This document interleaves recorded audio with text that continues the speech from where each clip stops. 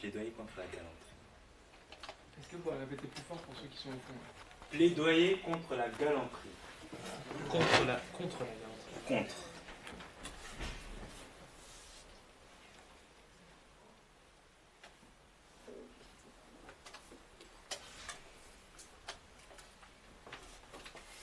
Ce qui se trouve le moins dans la galanterie, c'est le respect, pour paraphraser François de La Rochefoucauld.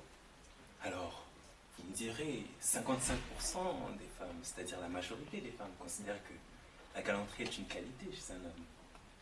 Le Larousse définit la galanterie comme une politesse empressée auprès de la femme. L'homme galant, c'est l'homme qui manifeste donc cette politesse empressée auprès de la femme. Et la femme galante, quelle est-elle? Serait-elle cette femme qui manifeste une politesse empressée auprès de l'homme ou de la femme? Non, non, non. La femme galante, c'est la femme aux mœurs légères, toujours selon la Larousse. La femme entretenue. La femme galante, c'est donc Marguerite Gauthier, pour ceux qui ont lu La Dame aux Camélias d'Alexandre Dumas. La femme galante, c'est Zaya, pour ceux qui ont suivi l'actualité de l'équipe de France. C'est ça, la femme galante. Et donc, on voit bien qu'au regard de la définition même du dictionnaire, la galanterie ne serait une vertu que chez les hommes. Mais est-ce vraiment une vertu? Est-ce vraiment une qualité? La réponse est négative. Pourquoi? Parce que la galanterie part d'un postulat. Postulat selon lequel il y a un sexe faible et un sexe fort. Et que le sexe fort, l'homme, doit favoriser, par cette politesse empressée qui caractérise la galanterie, la femme fragile, faible. Mais pardonnez-moi. Et quel est le principe fondamental en matière de galanterie? Les femmes et les enfants d'abord. Mais sentez-vous le mépris que recèle cette formule? C'est-à-dire que la femme est si faible qu'elle est assimilée à l'enfant.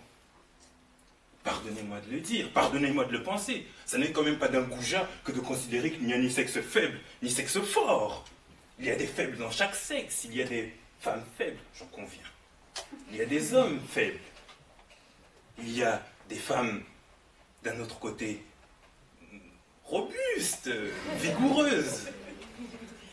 Tout comme il y a des hommes forts. Et donc on ne devrait pas dire les femmes et les enfants d'abord, on devrait dire les faibles, hommes ou femmes d'abord, les forts ensuite. Vous voyez ce gringalet, ce freluquet, qui voit cette femme robuste, vigoureuse, portant ses courses. Il va lui proposer son aide. Mais a-t-elle besoin de son aide? Non! Un freluquet. Imaginons la situation inverse. Ce freluquet, ce chétif, porte ses courses, se débat avec. Et cette femme robuste, vigoureuse, vient courtoisement lui proposer son aide. Que dira-t-il? Pardonnez-moi, madame, je ne puis permettre un tel crime de lèse-galanterie.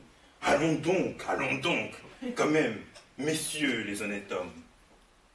Je vous en prie, respectez l'humanité qu'il y a en chacun de nous.